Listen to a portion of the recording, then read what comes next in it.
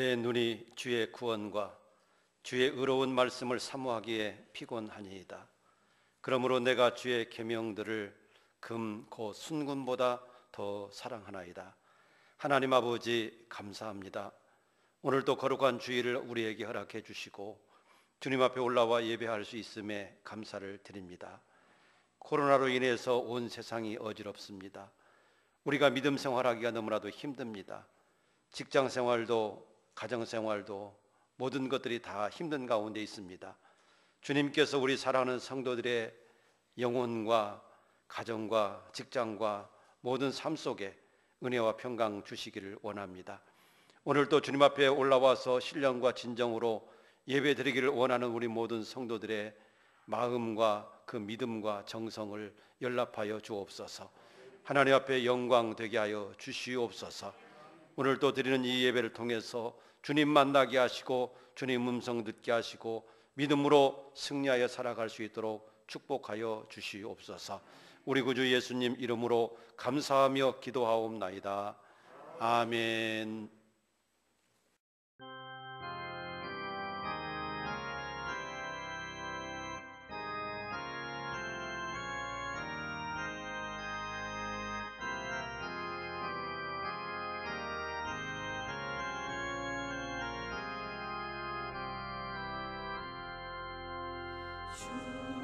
우리 하나님 하늘에 계시니 모처럼 만민 주 앞에 찬송하네. 이 천지 만물도 주 앞에 엎드려 거룩하신 이름을 주 언약하신 것 끝까지 지키니 저 하늘나라 향하여 곧 가리라. 주 얼굴 배울 때 내 마음이 기쁘고 영원히 주의 영광을 찬양하리.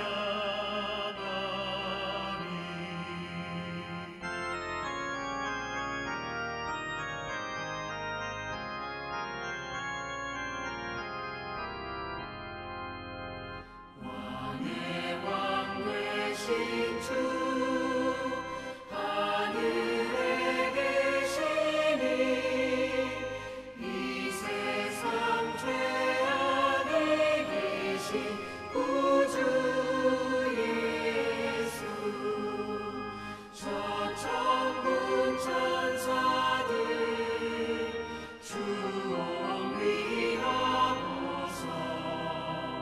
무성도 함께 영원히 늘 섬기네.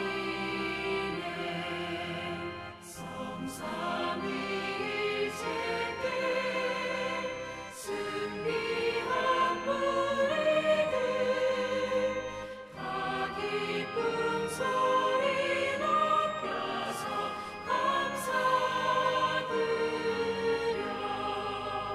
창조주 하나님 내 주님 되시니 주 앞에 나도 엎드려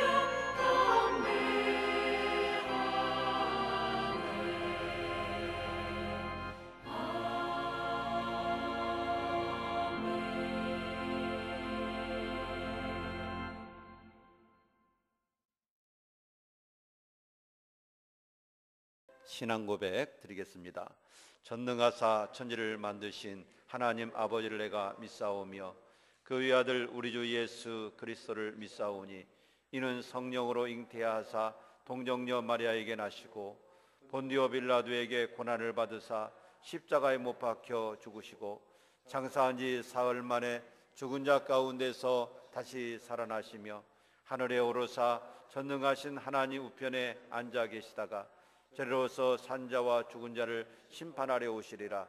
성령을 믿사오며 거룩한 공회와 성도가 서로 교통하는 것과 죄를 사하여 주시는 것과 몸이 다시 사는 것과 영원히 사는 것을 믿사옵나이다. 아멘.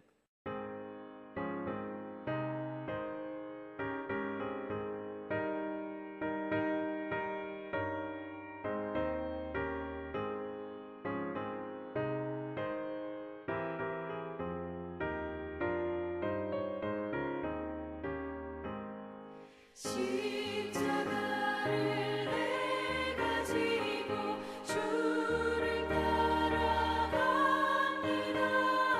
이제부터 예수로만 나의 몸에 삼겠네. 세상에서 부귀 영화 모두 잃어버려도 주의 평안 내가 받고 영생 복을 받겠네. 주도 곤욕당했으니 나도 곤욕당하리. 세상 사람 감사하마 예수 진실합니다. 예수 나를 사랑하사 빛난 얼굴 보이며 원수들이 미워해도 염려할 것 없겠네.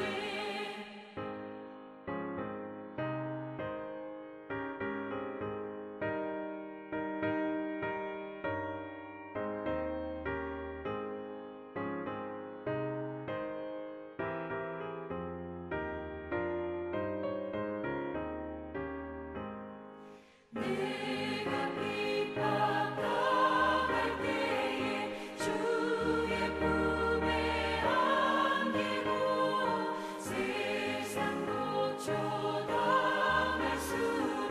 많은 위로 받겠네. 주가 주신 기쁨 외에 기뻐할 것 무엇냐. 주가 나를 사랑하니 기뻐할 것뿐일세. 아멘.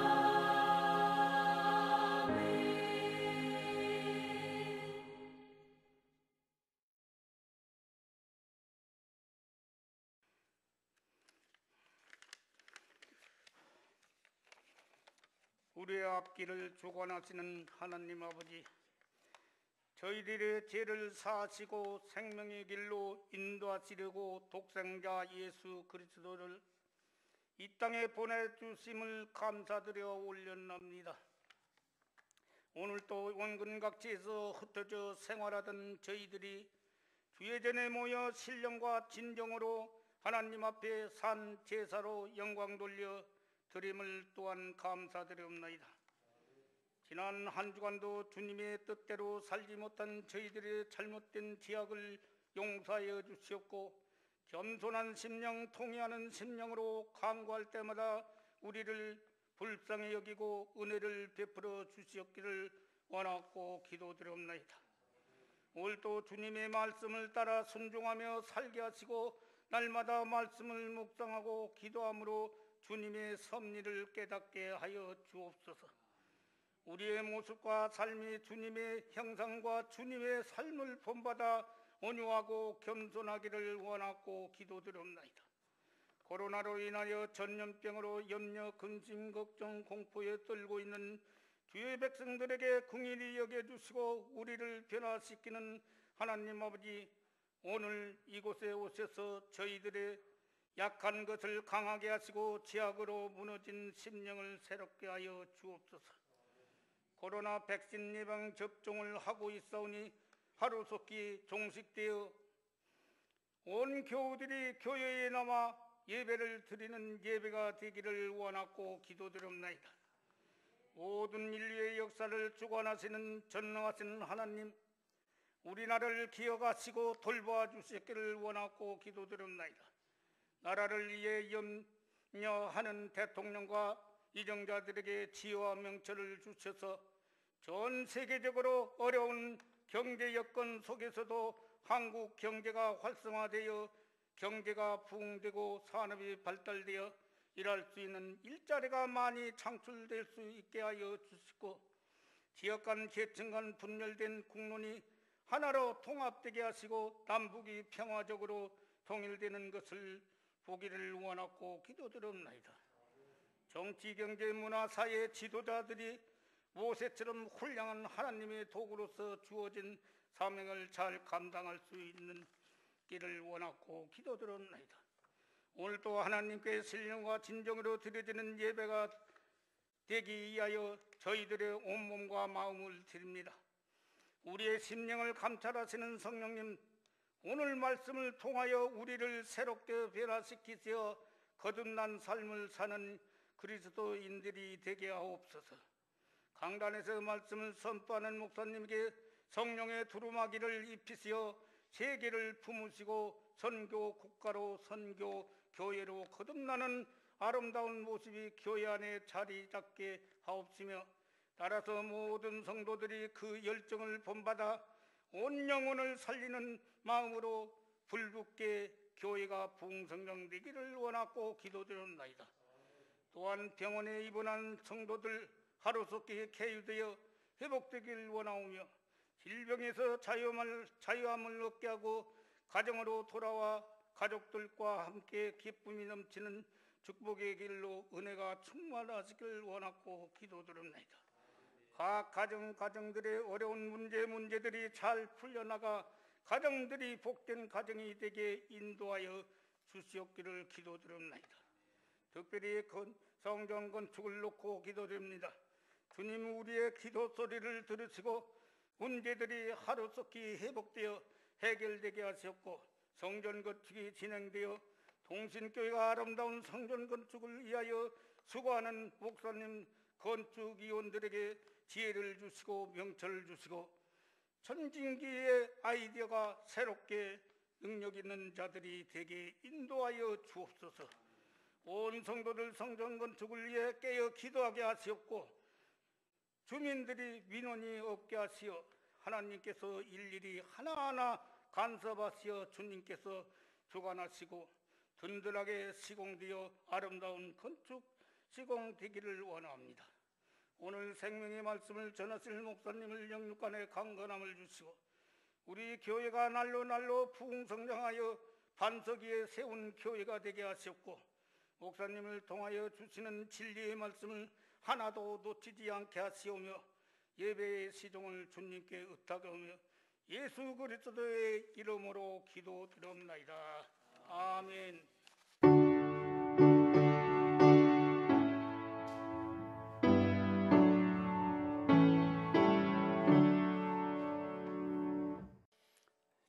오늘 은혜 받으실 말씀은 창세기 제2장 16절 17절 두 절 말씀을 우리 다 같이 합독하겠습니다.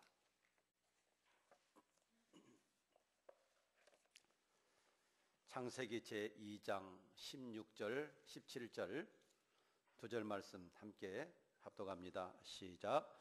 여호와 하나님이 그 사람에게 명하여 이르되, 동산 낙종 나무의 열매는 내가 임으로 먹되 선악을 알게 하는 나무의 열매는 먹지 말라. 내가 먹는 날에는 반드시 죽으리라 하시니라. 아멘. 오늘도 주님 앞에 올라와서 예배를 드리시는 우리 모든 성도님들 위해 하나님의 성령이 함께 하시고 하나님의 축복이 충만하시기를 축복합니다. 오늘 함께 은혜를 나누실 말씀의 제목은 선악을 알게 하는 나무. 선악을 알게 하는 나무의 열매를 어떻게 해야 합니까? 먹어야 합니까? 먹지 말아야 합니까?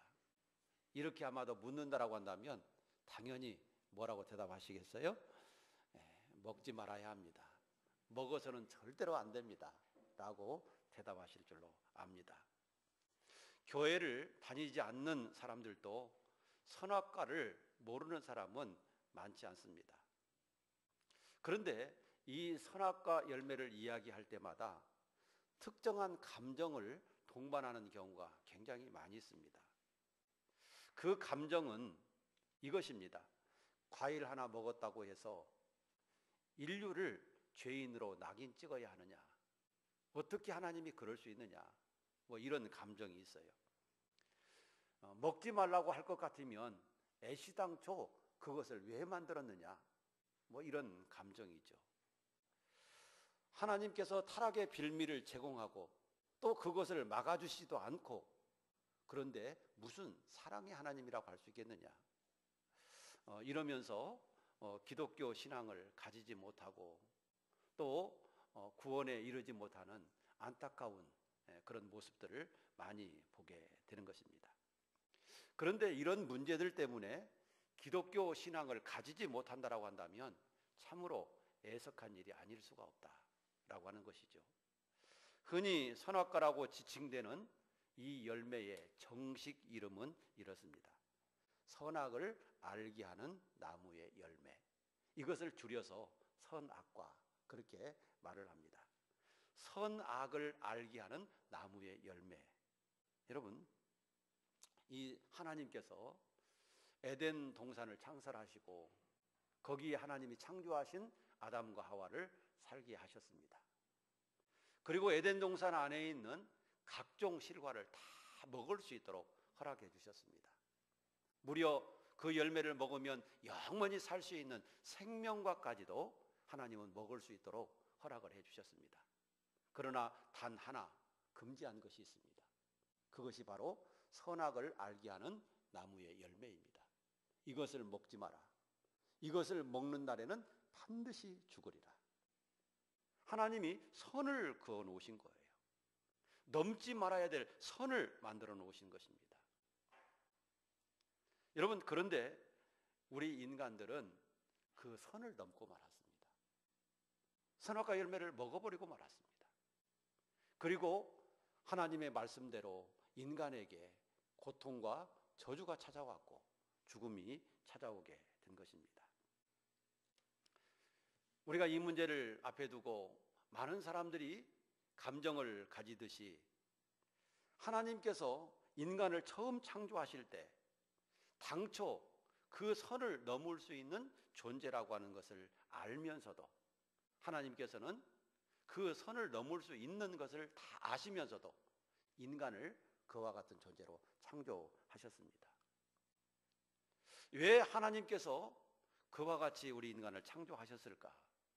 그 이유는 우리 인간을 사랑하기 때문입니다. 우리 인간을 사랑하지 않는다라고 한다면 선을 넘을 수 없는 존재로 만들면 되는 것이죠. 그런데 하나님은 그렇게 하시기를 원하시지 않았다라고 하는 것이죠. 왜냐하면 우리 인간을 사랑하기 때문인 것입니다. 여러분, 요즘 세계적으로 내연기관 자동차가 점차 이제 없어지고 전기 자동차나 수소 자동차로 이제 대체되게 될 겁니다. 그 날이 멀지 않았습니다. 아마도 2030년대가 되면 거의 다 전기 자동차나 수소 자동차로 바뀌어질 가능성이 있습니다. 그런데 여기에서 한 걸음 더 나가서 지금 추구하고 있는 것이 무엇입니까? 자율주행 자동차입니다. 운전자가 앉아 있지만 운전할 필요가 없습니다. 목적지만 입력을 해놓으면 알아서 운전을 해서 갑니다. 여러분, 그것보다도 더 한 걸음 추구하는 게 또 있습니다. 그게 뭐냐면 하늘을 나르는 자동차를 만드는 것입니다. 여러분, 자동차라고 하는 것을 볼 때 이렇게 점점 발전해 나가는 거예요. 완전한 그런 자동차를 만들려고 애를 쓰는 것이죠. 여러분, 하나님께서도 우리 인간을 창조하실 때 완전한 인간으로 창조하시기를 원하신 거예요. 그냥 꼭두각시처럼 손 들어 그러면 손 올리고, 손 내려 그러면 손 내리고, 발 올려 그러면 발 올리고, 발 내려 그러면 발 내리고, 이런 꼭두각시처럼 사람이 줄을 매달아서 움직이는 대로 손을 움직이는 이런 인간으로 하나님은 창조하지 않으셨다는 사실이죠. 여러분, 처음 로봇이 나왔을 때 그 로봇의 모습을 보면 어떻습니까? 뻣뻣하잖아요. 뻣뻣하잖아요. 그래서 로봇 춤 추는 사람이 어떻게 줘요? 이렇게 주잖아요. 로봇 춤을. 그런데 그 로봇이라고 하는 것이 어떻게 발전해 나갑니까? 처음에 아주 수동적이고 기초적인 것이어서 것에서부터 이제는 인간과 같은 그런 로봇을 만드는데 중점을 두고 있지 않습니까? 그래서 지능이라든가 또 감정이라든가 그리고 행동이라든가 이런 모든 것들이 인간처럼 될 수 있는 그런 로봇, 이런 로봇을 개발하는 것이 목표지 않습니까? 지식적인 면에서는 이미 로봇이 인간을 뛰어넘었다고 생각합니다. 여러분, 로봇의 지식이 얼마나 높습니까? 인공지능. 여러분, 우리가 뭐 몇 년 전에 아주 뉴스를 떠들썩하게 한 사건이 있었죠. 인공지능으로 이 바둑 프로그램을 만들었는데 그 바둑 프로그램에서 여러분, 알파고라고 하는 것이 세계 인류의 모든 바둑 기사들을 다 꺾었습니다. 알파고를 이긴 사람이 없습니다. 여러분, 우리나라 이세돌이라고 하는 그 바둑 기사가 5판 중에 4판을 지고 딱 한 판 이겼습니다. 여러분, 그 뒤에 그런 인공지능을 이긴 기사가 없습니다. 이 정도 지식이 지금 발전해 나가고 있습니다. 그런데 그 로봇에다가 이제는 감정까지 갖게 하고 스스로 움직이고 생각할 수 있는 그런 기능까지 이제 발전시켜 나가려고 하는 것이 목표이지 않겠습니까? 그래서 인간처럼 만드는 거예요. 만들어내는 거예요. 여러분, 하나님은요, 애시당초 처음 우리 인간을 만드실 때 그렇게 만드신 거예요. 그래서 완전한 인간으로, 그래서 좀 더 하나님과 가까운, 하나님 닮는 그런 인간으로 하나님은 창조하셨어요. 그래서 우리 인간에게 하나님의 형상을 따라서 지으셨다라고 이렇게 말씀하고 있고, 하나님께서 가지시고 계시는 고유한 자유의지, 이런 능력을 우리 인간에게 부여하신 것입니다. 그래서 스스로 생각하고 스스로 느끼고 스스로 판단하고 스스로 행동할 수 있는 그런 인간을 하나님께서 만드신 거예요. 수동적인 인간이 아니라 능동적인 인간을 하나님께서 만드신 것입니다. 그렇기 때문에 하나님이 선악과를 먹어서는 안 된다, 먹지 마라 이렇게 금지해 놓으셨지만 그 선을 넘어서, 하나님이 금하신 그 선을 넘어서 인간이 선악과를 따먹을 수도 있다는 사실이죠. 그런 능력이 있는 인간이기 때문에 충분히 그럴 가능성이 있는 거예요. 그럼에도 불구하고 하나님께서 왜 그런 인간으로 우리를 만드셨을까?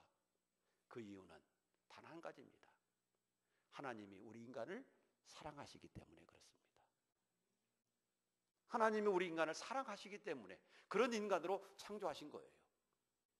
그리고 하나님이 우리 인간들로부터 경배를 받으실 때, 여러분, 수동적인 인간에게서 경배를 받는 거 좋아하시겠습니까?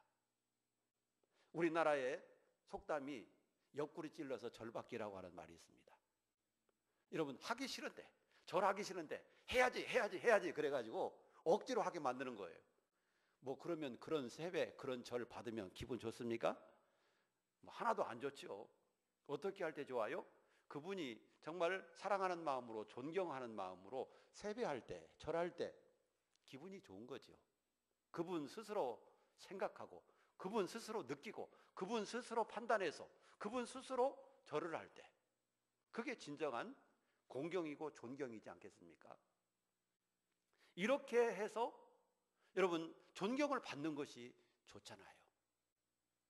옆구리 찔러서 절 받는 것보다도, 수동적으로 움직이게 해서 절 받는 것보다도. 그렇지 않습니까? 여러분, 하나님께서는 우리 인간을 창조하시고 나서 우리 인간 스스로 생각하고 느끼고 판단해서 하나님을 경배하기를 원하셨던 것입니다. 하나님께서 금하신 선악과도 스스로 생각하고 스스로 느끼고 스스로 판단해서 따먹지 않기를 원하셨던 것입니다. 그래서 하나님은 우리 인간을 그렇게 창조하신 거예요. 왜 하나님이 선악과를 만드셨느냐? 주지도 않을 것이면서 왜 만드셨느냐? 먹으려고 할 때 먹지 못하게 하시지. 여러분, 이렇게 만들 것 같으면 차라리 로봇을 만들고 꼭두각시를 만들지, 무엇 때문에 능동적인 인간을 만드시겠어요? 그럴 이유가 하나도 없는 거거든요. 하나님은 우리 인간을 사랑하십니다. 그래서 그런 능력 있는 존재로 창조하셨습니다. 그리고 스스로 판단하고 스스로 느끼고 스스로 행동해서 하나님을 경배하기를 원하시는 겁니다. 그게 진정한 영광이지 않겠습니까? 거기에 진정한 가치가 있는 거 아니겠습니까? 그래서 하나님은 우리 인간을 그렇게 창조하신 거예요. 그런데 우리 인간은 어떻게 했습니까? 그런 능력을 가지고 잘못된 데 사용을 해버렸죠. 마귀의 유혹을 받고 선악과를 보는 순간 보암직도 하고 먹음직도 하고 지혜롭게 할 만큼 탐스럽게 한 나무인 것처럼 보였습니다. 그걸 먹으면 마치 자기가 하나님처럼 될 것 같았습니다. 그래서 그 선악과 열매를 따먹고 말았습니다. 그 결과가 어떻게 됐습니까? 잘 아시는 것처럼 여러분, 하나님의 말씀 그대로 되었습니다. 하나님의 말씀 그대로 고통이 찾아왔고 죽음이 찾아왔습니다. 여러분, 하나님 말씀과 같이 되었습니다. 아마도 선악과의 열매를 따먹고 아담과 하와는 후회를 했을 겁니다. 아마 땅을 쳤을 거예요. 가슴을 쳤을 거예요. 내가 뱀의 유혹을 받고 왜 선악과 열매를 먹었던가? 안 먹었으면 좋았을 텐데. 그러면서 땅을 치고 후회를 했을지 몰라요. 그렇지만 이미 그때는 때가 지나가 버렸어요. 기회가 지나가 버렸어요. 늦어버린 것이죠. 여러분, 하나님께서 선악과 열매를 만들어 놓으신 것은 죄를 지으라고 만들어 놓으신 것이 아닙니다. 하나님을 기억하라고 만들어 놓으신 것입니다. 그래서 선악과 열매를 보면서 하나님이 이거 먹지 말라고 하셨는데 하나님의 말씀을 기억하고 하나님의 뜻을 따라서 스스로 생각하고 스스로 판단하고 스스로 느끼고 스스로 결정해서 그렇게 살아가기를 원했던 것입니다. 얼마나 아름다운 모습이겠습니까? 그렇게 살았다면 말이죠. 그런데 마귀의 유혹을 받고 그만 죄를 짓고 인간이 하나님의 말씀대로 고통과 죽음과 저주를 받게 된 것이죠. 사랑하는 여러분, 그런데 우리가 알아야 될 사실이 있습니다. 인간이 범죄하고 나서 가장 먼저 느끼게 된 게 뭔가, 알게 된 게 뭔가, 그것은 수치를 알게 된 겁니다. 수치. 아담과 하와가 선악과 열매를 먹고 나서 자기 자신들을 보았어요. 그랬더니 자기 자신들의 모습이 벌거벗고 있거든요. 그래서 수치심을 느꼈다라고 하는 것입니다. 여러분, 하나님께서 아담과 하와를 창조하셨을 때 옷을 입혀서 창조했습니까? 아니죠. 알몸 그대로를 창조하셨습니다. 그리고 하나님이 그 인간을 보시고 뭐라고 감탄하셨습니까? 하나님 보시기에 좋았더라 그랬습니다. 하나님 보시기에 심히 좋았다 그랬어요. 그러니까 아담과 하와를 창조해 놓으시고 하나님께서 느끼시는 감정은 심히 아름답고 심히 좋다는 거예요. 그런데 범죄한 후 아담과 하와는 자기의 모습을 보았어요. 그랬더니 심히 부끄럽다는 겁니다. 똑같은 인간인데, 똑같은 사람인데, 똑같은 자신인데 하나님은 좋다고 하셨거든요. 심히 좋다고 하셨거든요. 그런데 범죄한 이후에 보니까 심히 부끄럽다는 얘기예요. 여러분, 이게 무엇입니까? 하나님의 생각과는 반대되는 개념을 갖기 시작했다는 것이죠. 하나님의 생각과는 반대되는 개념이 생기기 시작한 겁니다. 하나님이 좋다고 하는 것을 싫다는 겁니다. 하나님이 심히 좋다고 하는 것인데도 부끄럽게 생각을 하는 겁니다. 아담과 하와가 언제부터 옷 입고 살았습니까? 우리 인간은 그렇잖아요. 우리들은, 저와 여러분들은 태어나자마자 옷 입기 시작했습니다. 베네저고리부터 시작해서 옷 입기 시작했어요. 그러니까 지금은 그게 습관이 돼서 지금은 벗으면 어때요? 창피한 줄 알죠. 요즘 뭐 많이 벗고 다니긴 하지만 엉덩이 밑에까지 다 치마도 짧게 자르고 배꼽도 내놓고 가슴도 다 내놓고 이렇게 벗고 다니지만 어쨌든 벗고 다니는 것은 창피한 거예요. 창피한 거예요. 완전히 나체로 다니면 뉴스거리가 되지 않습니까? 그러나 아담과 하와는 처음부터 옷을 안 입고 살았거든요. 그러니까 부끄러운 것이라고 하는 것이 뭔가 모르는 거예요. 그럼에도 불구하고 범죄하고 나서 부끄러움을 느꼈다. 이것은 하나님과 반대되는 개념을 갖기 시작했다라고 하는 것을 말해주고 있는 겁니다. 그래서 하나님과 자꾸만 멀어지게 되는 것입니다. 인간이 범죄하고 나서 가장 먼저 느낀 게 바로 수치심이라고 하나, 수치심. 두 번째로 뭘 깨닫게 됐느냐? 죽음에 대해서 현실적으로 느끼게 됐습니다. 여러분, 하나님은 아담과 하와가 죽는다고 하셨거든요. 그런데 범죄한 후에도 아담과 하와가 계속 살고 있었어요. 그러니까 죽음이라고 하는 것이 현실적으로 무엇인지 몰라요. 어떤 것인지 몰라요. 그런데 아담과 하와의 아들 중에 가인이 그 동생 아벨을 죽임으로 말미암아 죽음이라고 하는 것이 뭔가를 알게 됩니다. 그래서 그 아벨의 죽음은 인류의 최초의 죽음인 거예요. 인류의 최초의 죽음이에요. 아담과 하와는 바로 그 모습을 본 겁니다. 죽음이라고 하는 것이 이런 거구나 라고 하는 것을 깨닫게 된 것이죠. 인류가 범죄하고 나서 바로 하나님의 말씀대로 그대로 이렇게 하나하나 이루어져 가는 것을 보게 됩니다. 하나님이 금지하신 선을 넘고 하나님이 먹지 말라고 한 이 선악과를 먹음으로 말미암아 인간에게 이런 결과들이 찾아오게 된 것입니다. 여러분, 그런데 오늘날에도 선악과와 같은, 선악과와 비슷한 것들이 있다는 사실을 알아야 합니다. 그것을 우리는 어떻게 해야 되겠습니까? 오늘날에도 선악과와 같이 그 비슷한 것들이 있다고 한다면 우리는 그것을 어떻게 해야 되겠죠? 먹어서는 절대로 안 될 줄로 믿습니다. 아멘이십니까? 오늘날에도 그와 비슷한 것들이 있다고 한다면 절대로 그걸 건드리면 안 되는 거고 절대로 그걸 먹어버려서는 안 되는 거예요. 그러면 나에게 그것이 복이 되지 않고 그것이 나에게 은혜가 되지 않습니다. 그래서 오늘날에도 선악과와 같은 그 비슷한 것들이 있다고 한다면 절대 건드리지 말고 손대지 말아야 합니다. 자, 그러면 그게 무엇입니까? 오늘날에도 있는 선악과와 같은 비슷한 것, 그게 뭡니까? 바로 그것은 크게 말씀드리면 두 가지입니다. 하나는 주일 성수입니다. 그리고 또 하나는 11조입니다. 주일 성수와 11조가 그와 비슷한 것입니다.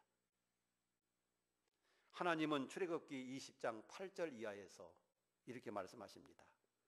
안식일을 기억하여 거룩히 지키라.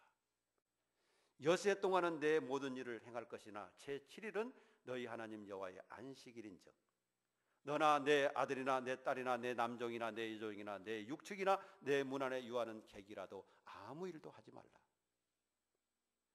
여러분, 엿새 동안은 너를 위해서 일을 하지만 일해야 되는 날은 나의 안식일이기 일이기 때문에 그 안식일을 거룩하게 지켜라. 그러므로 나 여호와가 안식일을 복되게 하여 그날을 거룩하게 하셨느니라. 여러분, 거룩히 지키라고 하는 말이 어떤 뜻이겠습니까? 거룩히 지키다. 이 말은, 거룩이라고 하는 말은 구별되다 그 뜻입니다. 구별되다. 여러분, 거룩이라고 하는 것은 구별하는 겁니다. 다른 날과 구별하는 겁니다. 어떤 사람은 주일이나 다른 날이나 똑같은 날이다 그렇게도 얘기를 하는데, 여러분, 구별이 필요합니다. 그래서 이 날은 안식일이다 라고 하는 걸 기억하는 겁니다. 선악과를 만들어 놓으신 것이 이유가 뭐겠습니까? 구별입니다. 구별해라는 것이죠. 이 열매는 먹으면 안 된다. 다른 것은 다 먹어도 좋지만 이 열매를 먹어서는 안 된다. 구별인 거예요. 구별. 안식일도 마찬가지입니다. 구별입니다. 거룩히 지키라고 하는 말은 구별해라. 그래서 엿새 동안은 너를 위해서 일하지만 제7일은 나의 안식일이기 때문에 하나님의 영광을 위해서, 하나님이 그 베풀어 주신 은혜를 기억하면서 하나님께 예배하는 날, 하나님께 영광을 돌리는 날, 하나님을 섬기는 날이 안식일이다 라고 하는 것입니다. 그런데 이 안식일을 지키라고 하면서 거룩히 지키라고 말씀하십니다. 거룩히. 그런데 또 한 말씀을 우리가 기억해야 될 것은 그 안식일을 기억하여 거룩히 지키라고 그랬어요. 안식일을 기억하여. 여러분, 안식일을 거룩히 지키기 위해서는 기억이 필수적입니다. 기억하는 거. 어떤 날로 기억해야 되겠습니까? 안식일은 예배하는 날. 안식일은 하나님을 섬기는 날. 안식일은 나에게 은혜를 베풀어 주신 하나님께 영광을 돌리는 날. 안식일은 내가 써야 될 날이 아니라 하나님께 예배하는 날. 이런 날로 기억을 해야 될 줄 압니다. 안식일이라는 게 그런 거예요. 기억의 방법은 다양합니다. 교회에 나와서 예배를 드림으로, 또 복음을 전함으로, 하나님의 은혜를 생각함으로 우리가 기억할 수가 있습니다. 안식일은 하나님 앞에 예배하는 날, 거룩하게 지켜야 되는 날임을 우리가 알아야 합니다. 그런데 어떤 분이, 이런 분이 계십니다. 안식일을 신약 시대에도 지켜야 합니까? 지금도 지켜야 합니까? 그렇게 가끔 묻는 분들이 계십니다. 그러나 구약 시대 안식일 방법대로 오늘날에는 그대로 지키지 않습니다. 그리고 날짜도 그날을 그대로 지키지 않습니다. 그러나 안식일 대신 우리는 주일을 지킵니다. 안식일 대신 주일을 지킵니다. 그러면 안식일 대신 주일을 지켜도 되는가? 안식일 대신 주일을 안식일처럼 지켜도 되는가? 그렇습니다. 한마디로 대답하면 그렇게 해야 합니다. 왜냐하면 주일은 주님의 날이기 때문입니다. 그래서 주일입니다. 세상 사람들은 일요일 그러지만 우리 예수 믿는 사람들은 일요일이라고 하지 말고 주일이라고 해야 됩니다. 주님의 날인 겁니다. 예수님께서 우리를 위해서 십자가에 죽으셨다가 주일날 부활하셨습니다. 그래서 우리는 주일을 기념해서 주님의 날로 지키는 겁니다. 요한계시록 1장에 보면 사도 요한이 계시를 받으면서 주의 날에 계시를 받았다 그랬습니다. 주의 날에 계시를 받았다라고 하는 것은 바로 주일을 말하는 겁니다. 그 주일을 가리켜서 사도 요한은 주의 날이라고 표현을 한 것입니다. 여러분, 안식일을 주일로 대신해서 지켜도 되는가? 대답은 그렇습니다. 왜냐하면 우리 예수님이 안식일의 주인이기 때문에 그렇습니다. 구약시대 안식일의 주인이 누구냐? 우리 예수님이거든요. 신약시대 주일의 주인이 누구냐? 우리 예수님이에요. 마태복음 12장 8절에 보면 그랬습니다. 인자는 안식일의 주인이니라.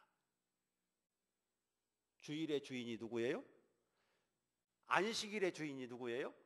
똑같아요. 안식일의 주인과 주일의 주인이 똑같은 분입니다. 그렇기 때문에 오늘날 우리들은 우리를 위해서 십자가에 죽으시고 부활하신 그 주일을 안식일처럼 거룩하게 지키는 겁니다. 하나님은 안식일을 지킬 때 복 주신다고 하셨습니다. 주일을 지키는 사람에게 하나님은 복을 주십니다. 그런데 이 주일을 요즘 들어와서 이 주일 개념이 많이 무너졌습니다. 그래서 다른 날이나 뭐 주일날이나 똑같이 생각하는 경우가 많이 있어요. 거룩이라는 게 없어졌어요. 그래서 주일을 요즘 들어와서 많이 개인적으로 사용하는 그런 일들이 많이 있습니다. 휴가를 가더라도 주일을 끼고 갑니다. 처음 우리나라에 기독교가 들어왔을 때 선교사님들이 주일 개념을 철저하게 가르쳤어요. 그래서 주일날은 어떤 일도 하지 않았습니다. 믿음이 좋은 분들은요, 결혼하고 나서 신혼여행 갈 때도 토요일날 결혼하면 토요일날 곧바로 비행기 타고 신혼여행 가는 게 아니라 주일을 지키고 나서 월요일날 떠납니다. 주일을 지키기 위해서. 신혼여행 가서 예배 드리면 되죠. 그런데 목적이 예배에 있지 않잖아요. 신혼여행 가면 그냥 여행의 목적이 있는 것이지 예배의 목적이 있지 않지 않습니까?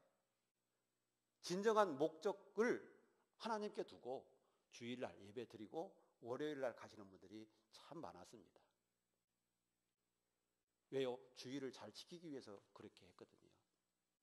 그런데 요즘 그런 분들이 얼마나 됩니까? 토요일날 결혼하면 다 대부분 토요일날 신혼여행 떠나는 분들이 많습니다. 주일날 결혼식 날짜 잡는 사람들 얼마나 많이 있습니까? 생일잔치, 회갑잔치, 돌잔치, 이사 얼마나 많습니까? 엿새 동안은 너를 위해서 사용하고 일에 되는 날은 나를 위해서 쓰라고 그랬는데 일에 되는 날까지 다 그냥 자기 자신을 위해 써버리는 거예요. 주일날 이 날짜 보니까 참 보암직도 하고 먹음직도 하고 지혜롭게 할 만큼 탐스럽거든요. 선악과처럼. 이 쉬는 날, 내가 이 일도 보고 저 일도 보고 이것도 하고 저것도 하면 얼마나 좋아. 그러면 내가 휴가 하루 안 내도 되잖아. 휴가 내면 내 연차에서 깨지고 아니면 연차 다 쓰신 분들은 내 월급에서 까지고 그럴 텐데 이 주일날 쓰면 오직 좋아. 그러니까 보암직도 하고 먹음직도 하고 지혜롭게 할 만큼 탐스럽게 보이는 거예요. 선악과처럼. 그래서 주일을 쏙 빼잡수시는 거예요.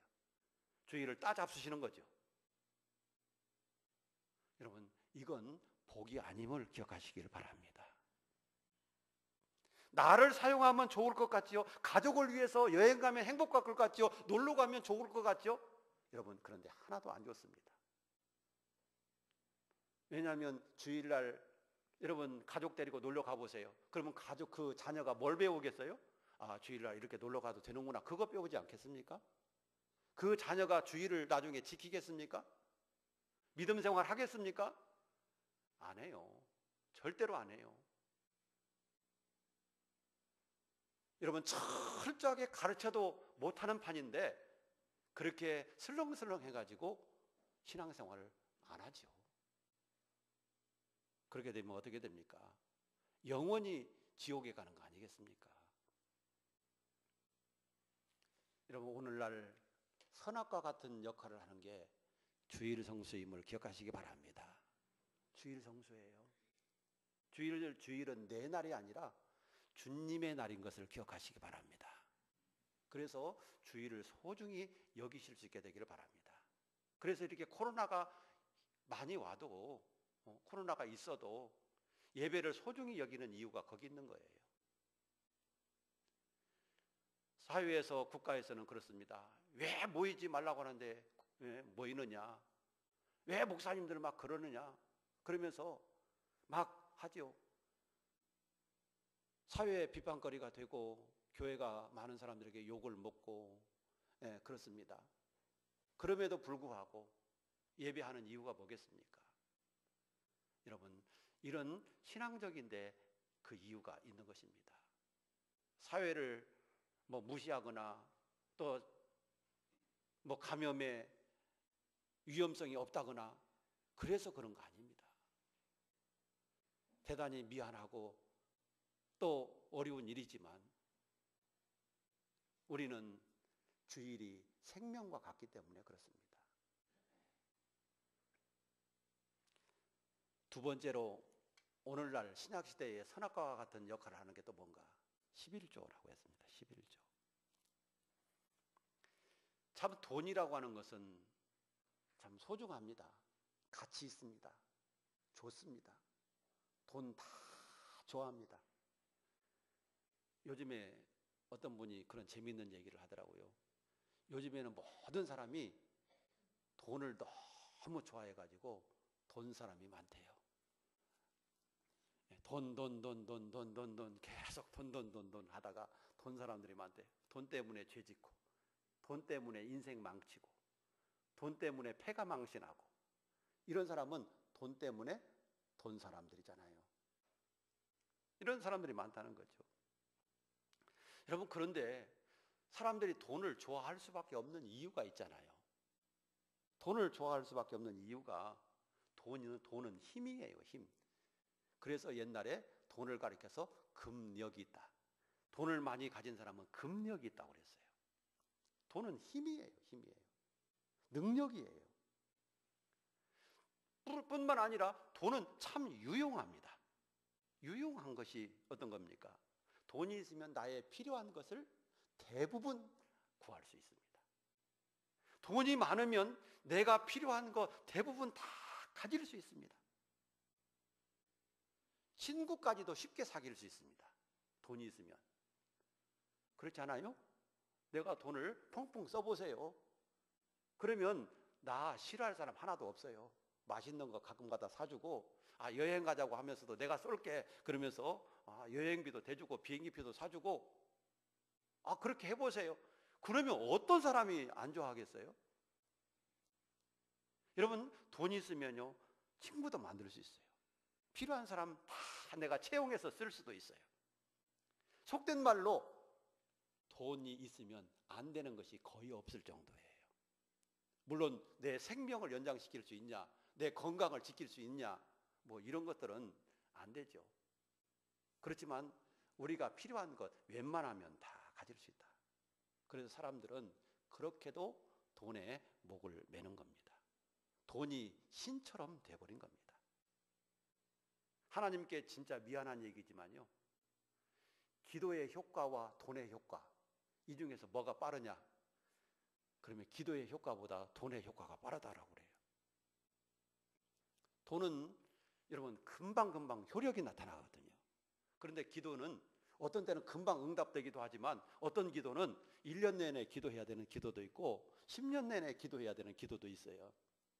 그래야 응답이 되는 경우도 있어요. 그런데 돈은요, 썼다 하면 금방 효력이 나타나거든요. 그래서 어떤 사람들이 그래요. 돈은 기도보다도 효력이 빠르다. 그래서 마귀는 이렇게 유혹을 합니다. 야, 돈이 최고다. 돈이 있어야 된다. 돈이 있어야 대접받고, 야, 교회도 돈이 있어야 사람들에게 인정받는다. 그러면서 유혹을 합니다. 이렇게 생각하다 보니까 돈이 보암직도 하고 먹음직도 하고 지혜롭게 할 만큼 탐스럽게 보이는 거예요. 이런 생각을 갖고 보니까 그래요. 그래서 11조까지 이제 넘보는 거예요. 11조는 하나님 것인데, 하나님께 드리라고 했는데, 이것을 네 마음대로 써서는 안 된다고 그러는데, 이 11조 가지면 내 한 주간 생활비가 될 텐데, 내 자식 이것도 해주고 저것도 할 수 있을 텐데, 이런 생각이 탁 들고 보니까 더 보암직하고 더 먹음직하고 더 지혜롭게 할 만큼 탐스럽게 보이거든요. 달콤한 것 같아요. 그래서 꽃감 빼 잡수시듯이 그것을 하나씩 두 개씩 잡수는 거예요. 그런데 처음에는 그게 달콤한 것 같은데 그것이 절대로 내 자신에게 복이 되지 않습니다. 그게 복이 되지 않습니다. 성경에 11조에 관해서 가르치는 부분들이 참 많이 있습니다. 어떤 분들은 이런 얘기를 해요. 11조를 하기 싫어서 그렇겠죠. 신약 시대에도 11조를 해야 됩니까? 그건 구약 시대 산물이 아닙니까? 그렇게 가르치는 분이 있어요. 그런데 우리 예수님께서도 분명하게 가르쳤습니다. 마태복음 23장 23절에 보면 그랬습니다. 바리새인들을 책망하시면서 화 있을진저 외식하는 서기관들과 바리새인들이여, 너희가 박하와 회향과 근체의 11조를 들이되 율법에 더 중한 바 의와 인과 신은 버렸도다. 그러나 이것도 행하고 저것도 버리지 말아야 할지니라. 박하와 11조와 근체, 이것은 뭐예요? 텃밭에서 기르는 채소예요. 이런 것들까지 철저하게 11조를 하면서 이것보다도 더 중요한 의와 인과 신은 버렸느냐? 의로움과 인자함과 믿음, 이건 버렸느냐? 그러나 이것도 행하고 너희가 11조도 행하고 의와 인과 신도 너희가 해야 된다. 두 가지 다 해야 될 것을 우리 예수님은 말씀해 주신 거예요. 11조는 하나님이 명하신 것입니다.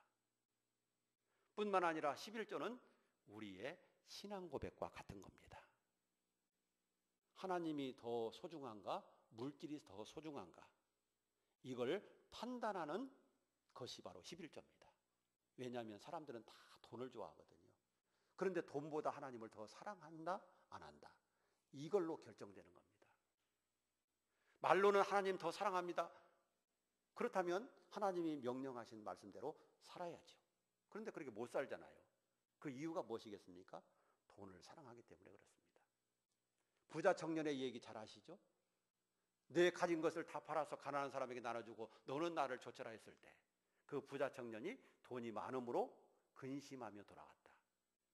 예수님보다도 돈이 더 소중하게 느껴졌던 것이죠. 그래서 그는 예수님을 따르지 못했다고 그랬습니다. 성경에 물질이 있는 곳에 마음이 있다고 그랬습니다. 여러분, 물질이 있는 곳에 마음이 있어요. 우리는 오늘 성경 말씀 속에서 보면 이 11조는요, 오늘날의 선악과하고 비슷한 거예요. 보암직도 하고 먹음직도 하고 지혜롭게 할 만큼 탐스럽게 보이는 것들입니다. 그러나 이걸 건드리면 안 됩니다. 하나님의 것은 하나님에게, 가이사의 것은 가이사에게. 여러분, 분명하게 하나님 것과 내 것을 구분해야 될 줄 압니다. 그거 따먹으면 그게 복이 아니에요. 선악과 따먹으면 복될 것 같았죠? 하나님과 같이 된다고 하니까 하나님처럼 될 줄 알았죠? 그러나 여러분, 죄악과 저주와 질병과 고통과 죽음이 찾아왔어요. 우리는 하나님이 하라고 하신 거, 또 하나님이 하지 말라고 하신 거, 이런 것들을 구분할 줄 알아야 됩니다. 하나님이 우리에게 판단력을 주시고 또 느낄 수 있는 마음을 주시고 또 하나님이 깨달을 수 있는 마음을 주시고 행동할 수 있는 이런 자유의지를 주신 이유가 뭐겠습니까? 억지로가 아니라 너희 스스로 생각하고 너희 스스로 느끼고 너희 스스로 판단해서 이렇게 해라. 왜? 그것이 가치 있는 것이기 때문에 그렇습니다.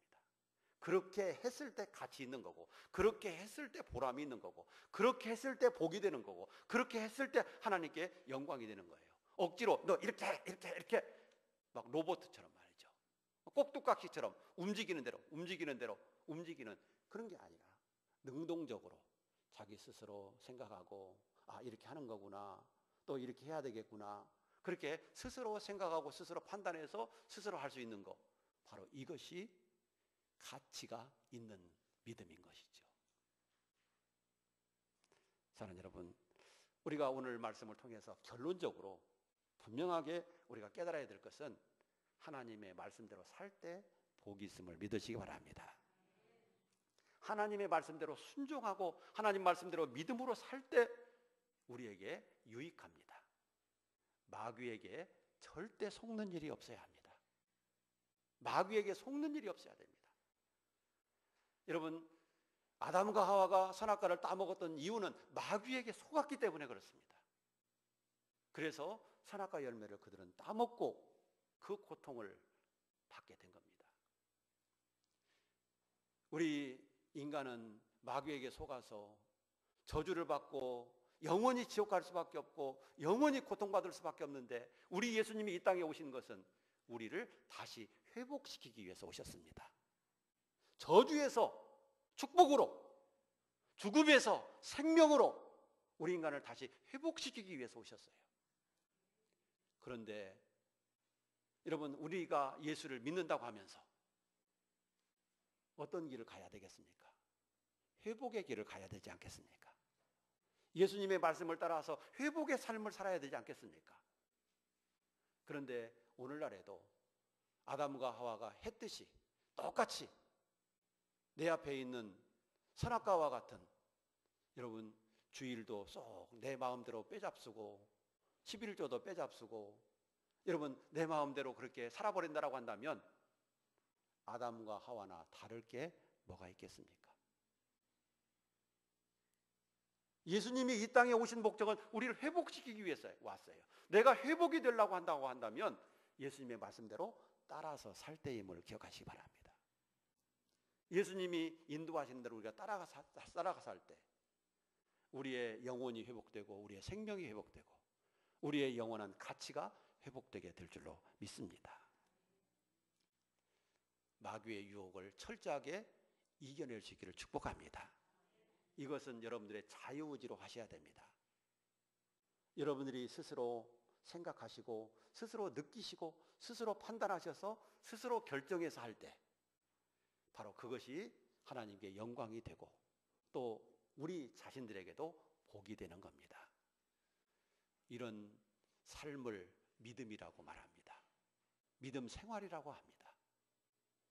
여러분, 우리 사랑하는 교회 모든 성도들이 이런 믿음으로 살아가게 되기를 바라고 또 하나님의 말씀대로 은혜 받기를 주의 이름으로 축복합니다. 기도하겠습니다. 하나님 아버지, 감사합니다. 우리는 선악과를 먹으면 안 된다는 것을 알면서도 오늘날의 선악과와 같은 것들을 우리는 자주 따먹고 또 그것을 따먹었는지도 그것을 안 되는지도 모르면서 우리가 신앙생활을 할 때가 너무나도 많이 있습니다. 하나님, 오늘 말씀을 통해서 우리가 분명하게 하나님의 말씀을 다시 한번 깨닫고 이해하고 우리 앞에 있는 것들을 우리가 잘 믿음으로 지키면서 살아서 하나님께도 영광되고 우리에게도 복이 되도록 축복하여 주시옵소서. 늘 항상 우리 성도들의 삶 속에서 하나님의 성령과 하나님의 말씀과 하나님의 인도 따라서 살게 하여 주시고 악한 마귀 사탄이가 어떤 것을 가지고 우리를 유혹한다고 해도 넘어지지 않게 하시고 시험에 들지 않도록 도와주시옵소서. 믿음으로 승리해서 하나님의 은혜 받게 하시고 영원한 하나님의 생명과 하나님이 주시는 은총 속에 늘 감사하며 찬양하며 행복하게 살아가도록 도와주시옵소서. 우리 구주 예수님 이름으로 기도드리옵나이다. 아멘.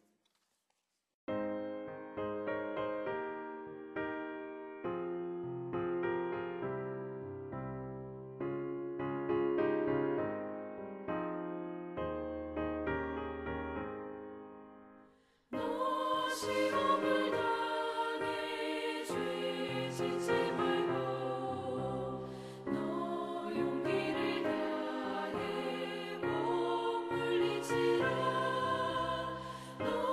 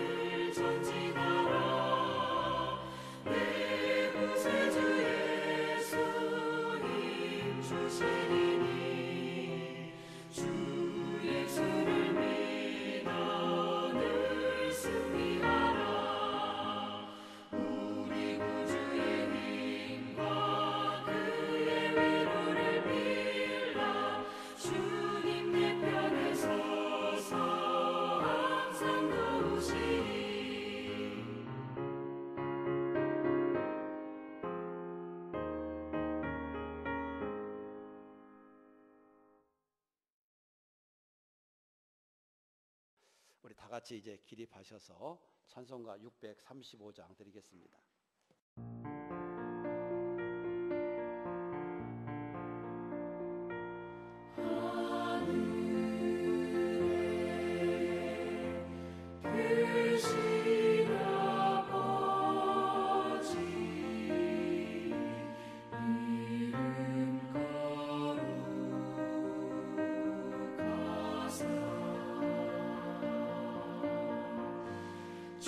주님 나라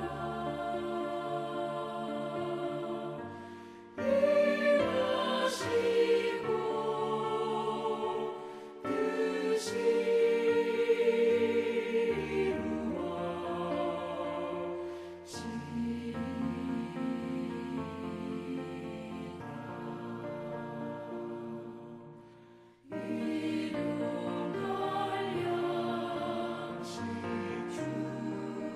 뜻이 우리들의 큰 죄 다 용서하옵시고 또 시험에 들게 마시고 악에서 구원하소서. 내게 주의 나라 주의 권세 주의 영광 영원히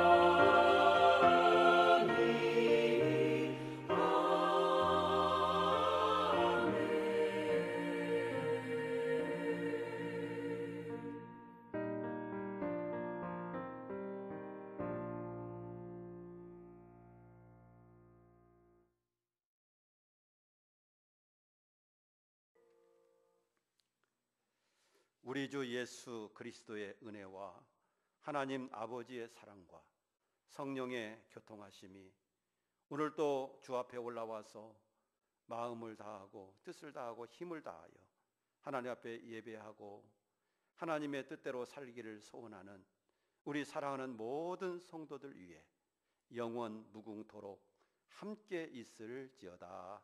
아멘.